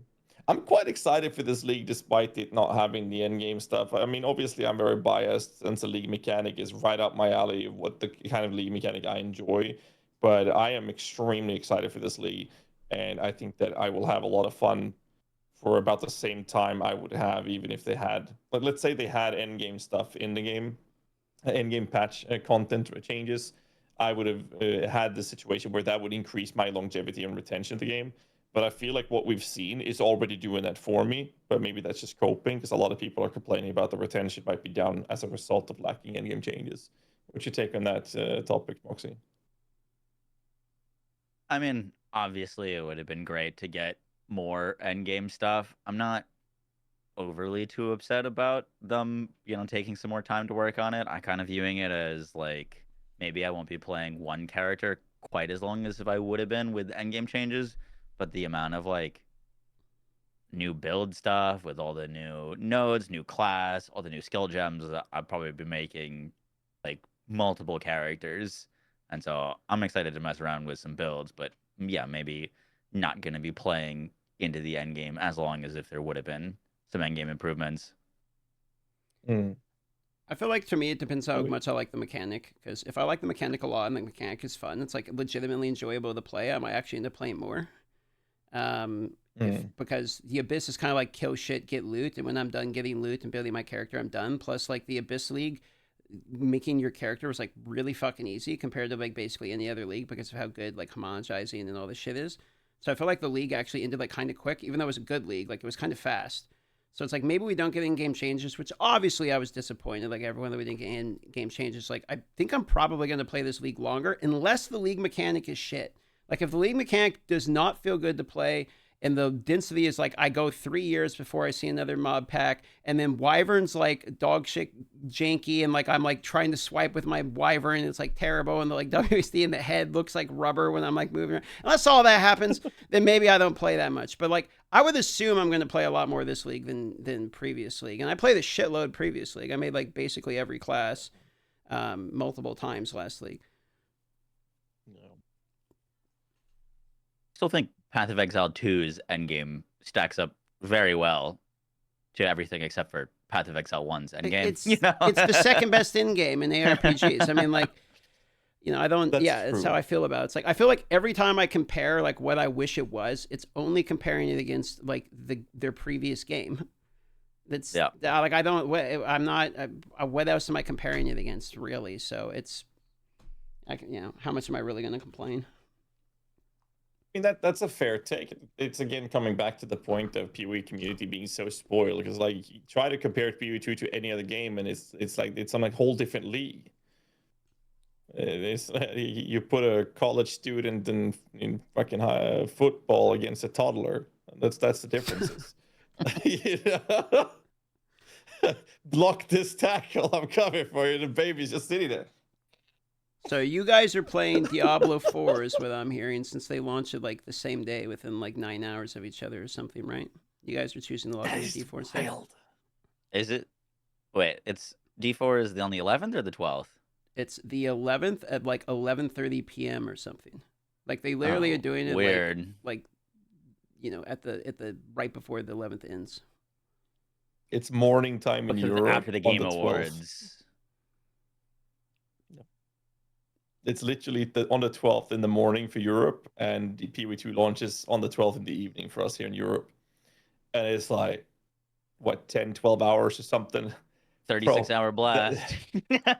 Yeah, I'm like, at this point, I'm prepping to go to bed to sleep 9 or 10 hours, so I'm ready for a subathon in PoE 2. Like, there's no shot I'm not even patching the game at this point. There's a percentage of me that really hopes this league is absolutely miserable, so that you have to do your subathon and sit there and play like the most miserable league ever created in the ARPG for like 10 days straight. That would be fantastic. I would enjoy that in a way. I'm sure you would. That'd be good. Not sure how much I would enjoy it. That'd be good. It'd be good. It'd be a good entertainment value for me. I go to bed nicely every day, relaxing, knowing that GHAZZY's stuck awake. But you know how that feels. And Moxsy knows how that feels recently as well. It's quite energy taxing. Let's put it that way. But it's fun though. It's fun. I may or may not have fainted during it. Jesus. What? Yeah. I deleted the clip in the VOD, Great. but I just What happened? got What up. did you... I decided to do a little bit of an exercise stream during it, and it was like Oh. 2 p.m. I hadn't eaten and I hadn't slept, and I started doing lunges, and maybe 30 seconds later, I was like, everything was spinning, couldn't breathe, Jesus. fell over on camera, upside down, got up, deleted the clips, and then kept going. That's a good, smart move. Jesus Christ. Never happened. I was talking to my tattoo artist. He suggested that I could put a sub goal during the subathon for him to come over to my office here and continue my back piece on stream. And I was like, yeah, that sounds like a great idea. Then 2 days later, I realized how drained you get from energy for doing that. Then I'd have to sleep on stream with that shit and everything. I was like, you know what? This is a terrible idea. I do that, I'll be like, I can't stream 24 hours, 30 hours after even a small tattoo session. I'd be drained. I'd pass out after 10 hours easily. It's like, yeah, let's not do that. But you're talking about full-on workout with no food and sleep. That's insane. Bad idea. Bad idea. You know, you got to be careful, like with working out and whatnot. I used to play ice hockey when I was younger. I was at an ice hockey cup many years ago, and there was a goalkeeper who he had a fever, like a pretty nasty cold and a decently high fever, and he went out on the ice anyways, and he took a slap shot to the stomach and died on the ice during his ice hockey cup. The fuck? He just fell over and died. Yeah, it's fucking crazy. Kid was Jesus. 16 years old or something. And he just had a fever and was on this, decided to play anyways, popped a few painkillers, went out on ice and took a slap shot in the stomach and just collapsed on the ice and died. That's crazy. It was many years ago. So you gotta be careful, man. Like physical activities, sick or tired or food, like it's scary, man. You gotta respect your body. Dude, you have to take care of your body. Absolutely. I mean, what you put in it matters. Is that tea? Wait, I looked away for 2 seconds. Let's see here. Tequila tea, I think is what this is the technical pronunciation. Cheers, tequila. Oh man. No, I'm not drinking right now. I know it's Tavern Talk, but I'm not drinking. I've been having a stomach bug last few days, so I'm on stomach meds. Trying to keep my shit in, literally. Yeah, man, you got to get into peak physical condition so you can play your video games. Like you got to log in, dude. You got a lot of logging in to do. Gotta take care of it. How long do you stay up for launches or normal sleep schedule because subathon? Go a bit early. Like I don't know what guys do for his subathon. Like if subathon, like I sleep I get like 18 hours immediately. But like for what I'm going to do for this one is that's why I'm like flipping my schedule now, getting on like 5 a.m. So I'll be on like hella fucking early, and I'll go to bed hella early the day before, and then it'll be like as long as I can go until I have to like sleep, and then I'll sleep like the minimum amount of time I have to sleep, and then I'll go like that's basically the first 2 or 3 days, and then after that it's like kind of back to normal. Yeah, it's normally how I do it, but yeah, I'll be live like a handful of hours before the launch, and then I'll stream till I collapse. Probably. I have my little sister. She's flying down to take care of me. So basically, I'll stream till I can't do more, and then I'll tap her in. She takes over, and I go to bed, and I can actually sleep at least 6 hours or something. And that's kind of like how I'll try to rotate it. I don't know how Karn does it, where he'll do like 48 hours, like no sleep. Like he'll just straight up like Twitch will like tap him on the shoulder and be like, "That's enough, low bro. Like you need to turn that stream off right about now." I don't know how the fuck he does that. Oh, what's the cap on Twitch? It's 48 hours, right? Then you have to turn it on off. Yeah. You have to turn off 48 hours. And I think YouTube is worse, right? I think it's like 12 hours. Well, I think you can keep going for a week on YouTube, but keep going. Yeah, but if it's over a 12-hour VOD, it just removes it. Like it just deletes it from the algorithm. But if you can go like a week or something before that actually shuts down your stream. Yeah, but like so it goes away from the algorithm after 12 hours? If it's a 12-hour, it gets like straight up deleted, yeah. If it's over 12 hours. Oh, I didn't know that. I know the stream keeps going, but you have to reboot the YouTube stream every 12 hours. You have to reboot Twitch every 48 hours. So normally what I do is, for subathon, normally what I did last time was if my sister tags in, then I just let her do that. And then when I come back, then I reboot the stream when I'm back. Or if she's not available, then I sleep on stream. And then when I'm waking up and I'm ready to go again, then I do a quick reboot before I continue going again. So that's normally how I do it, at least for subathons, at least. Yeah, I had the editor take over during my subathon, and Oscrix did like 2 nights. And I'll just pay people like to cover me for the night so I can get like 6 hours or whatever. Though Jim did a really good job too. A lot of people like Jim. He started going live himself, and then like people he showed up, he had like his own audience and stuff because he was highly entertaining as well. So shout out to Jim Tindo, the editor, the goat. So your editor lives close to you? No.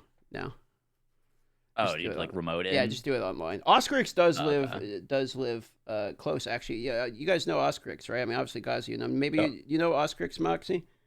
No. So he's a very notable Path of Exile streamer. Very good hardcore player. Plays a lot of hardcore trade. He was #1 ranger in the Gauntlet. And he's placed a lot, and he makes a lot of builds. And he's the guy who did like the RF Dino build, etc. He's just a real smart player. But he's actually in Alaska also. So what's cool is there's at least 2 Alaskan PoE streamers, and he's balancing out. So we have the one gamer dad, me, and then we have the Giga Chad. So we average out to like a normal player. It's great. Pretty crazy. But 50% of the streamers in Alaska play PoE. Yeah, true, dude. Right, when you tagged Jimmy, did you have like a stream key over to him, or like how did you do it, or he just? It was kind of janky. It was kind of janky because we had to use Discord. You could probably do a better way. I didn't even think about doing the stream key, but if you did the stream key, you got to turn it off and then return it back on and all that. So like the easiest way was just like Discord it in. I learned that from Quinn because I think that's what he did during his mods were like playing when he slept or whatnot over the Discord. It's like that's smart. Could probably just do that. Not a bad idea, actually. Tag people in that way. Like I like like my sister was here last subathon I did last year. I like the idea of that. So like the way I set up this subathon, I used to have, well, last time I had a bunch of sub goals. You know, we all have that. Do stupid shit. I mean, I had a wax strip on my chest. I did that one. Shaving my head. I did the chest one and it didn't go, so I had to do it 3 times. And then I did the leg one and I had like this giant square in my leg, and I was wearing shorts because it was in the summer. It was just like, it looked like I had some weird surgery where they just removed like this giant strip off my leg. It takes like 6 months before it normalizes, and even maybe longer. It's crazy. But yeah, now, so what I did this time, the plan I have is more event-like stuff. So there's sub goals like normal sub goals, right? Stupid shit. But we have like things that we have sub goals where we do some really stupid event things, like competition between one another and stuff like that. So it's more of like a show more than, oh, we hit a sub goal, I'm gonna eat some bullshit or whatever, or I'm gonna wax my chest or whatever. Like it's those things as well, but we had a bunch of goals in there that is more like entertainment TV show things that is really fucked up. So we have a bunch of those things planned. So, like get kicked in the balls 10. Are you gonna get kicked in the balls 10 times, or like do we get like a teaser? Like you're trying to sell this, but you're not giving me any examples here. Well, I don't want to go through too many details because I'm not sure how many of these things are included. But what you just said is in the list, and it's in the list where I put it in. Fuck to the no. But there's stuff like that. Yes. I was gonna say I'll donate to that list. Like Well, yeah, we have some ideas at least. So we're setting it up and doing some test runs because like I wanted to make a huge subathon for the 1.0 launch, right? I'm assuming you guys are probably interested in doing that as well for the 1.0 launch, right? When that's going to be so big. Right? I'm sure everyone and their mom's going to be doing the subathon for 1.0. Yeah, I think so. So I'm using this subathon as like a way to test these event things and see how well received they are, and then crank them up 10 times to make them more wild for the 1.0 launch. Is kind of my plan. Moxsy, you really impressed me with your subathon you did because you were very, very good at making videos on live. I watched you actually a good amount during it, and you would. I have trouble making videos on live, so I respected it because I'm like, man, you're really good at like being able to like consistently go in the flow and like not fuck it up and then just like pause and then keep going. I was very impressed with you, and then your YouTube was still popping off while you're live. I don't know how you did that, man. You did a really good job at that. Thank you. It's interesting. I find that if I'm making a video offline, it'll take me longer. For sure. Because I'm more critical of like retakes and stuff like that versus if I'm doing it on live, it's it's a little embarrassing. So just go through it. Yeah. Make sure I nail it, get it done, and then upload it. But I mean, it's tough. That's the big issue with it if you're doing full content, if you're doing a subathon, if you're live all the time, unless you've got someone who's on the money with editing, it's tough to keep up with the YouTube as well.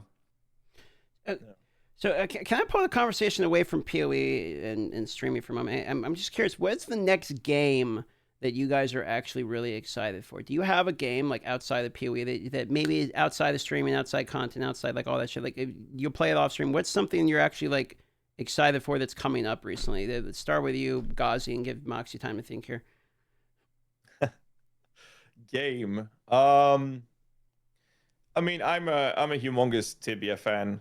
I don't have a team to play with, so I like the Tibia updates. They had a big update recently. Been playing that a lot. I just want to have, when there's time for me to play that, I'll do that. Outside of that, I'm playing a TD game that was launched in September that's getting some regular updates at the moment called Heroica GCO Origins.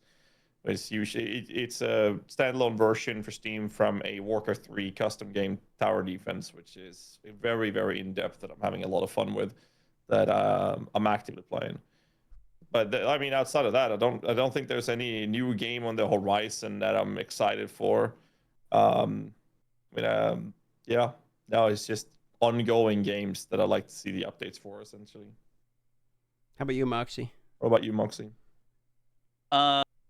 There's two games that we don't have like much about them besides that they've been announced and shown off a little bit. But sure. Two games that I'm kind of excited for on the horizon is a game called Clockwork Revolution, which gives me kind of it looks similar to like a steampunk looter shooter meets BioShock-y. That definitely piqued my interest with some like heavy RPG elements. So that one looks really sick. And then definitely in the most recent Neo 3, I'm excited for that. And then I would say it was just announced, but the game called The Cube that is made by the people that did I'm blanking on the name. They did one of the more BioShock-y games. Atomic Heart. Atomic Heart. Yes, that's the one. They did Atomic Heart, and they're making a like MMO looter shooter.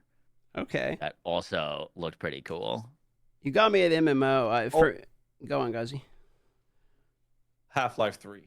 Everyone see the statue in the desert? Oh, there you go. Half-Life 3. I'm just calling it. Like, yeah, I'll play that. What part of that statue it screams Half-Life 3 to you? Like, what? Bro, the fact it exists? I mean, they could have hinted on the coordinates, and it could have been like a fucking stick with a little elf hat on it, and I would have called Half-Life 3 on that. Fair. I'm just saying, like, so that's where I'm at. Okay. All right. I mean, sure. Opium. Okay.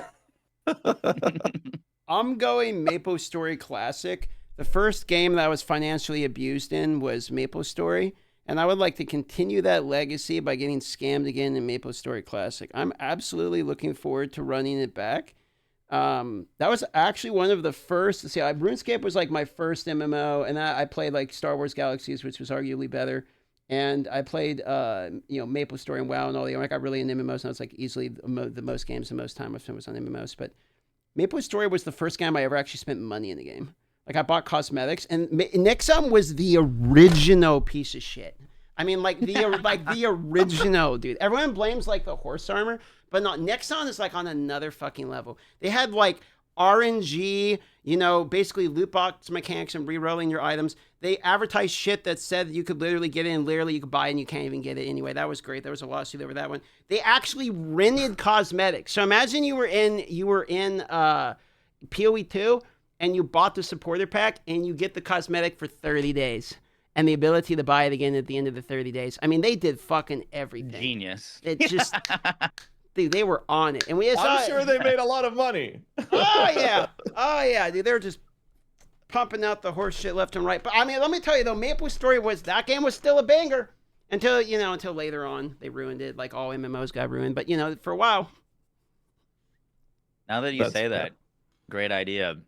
$65 horse cosmetic. You get like 10 miles on it, and then you got to buy it again. Banger. That would be hilarious. Yeah, well, that's a good one. All right. So, any closing thoughts or comments? Anybody want to chime in with any last minutes? Hot takes? Not unless you got one, Moxsy. I hope Lightning Arrow Deadeye isn't the best build in the game. Yeah, agreed. And it would be unfortunate if it is. Brown back. It seems like it's going to be, right? Yeah, it's looking pretty good. It's looking pretty good. All right. That said, boys, thank you everybody for watching. Moxsy, give us a little shout out. Where can we find you? What's your plans in the coming days leading into the launch? Just sell yourself for us. Moxsy, you can find me on twitch.tv/Moxsy, and on YouTube, I post basically guides for any game that I can make builds in, looter shooters, ARPGs, Souls games, and I will be blasting on launch, probably using Druid skills, but probably not on Druid. That's the plan. Sounds great. I appreciate you coming in for the show, Moxsy, and wish you the best of luck for the launch as well, and I'll catch you guys later. Stay safe, everybody. Thanks for having me. Peace. Boom. All right.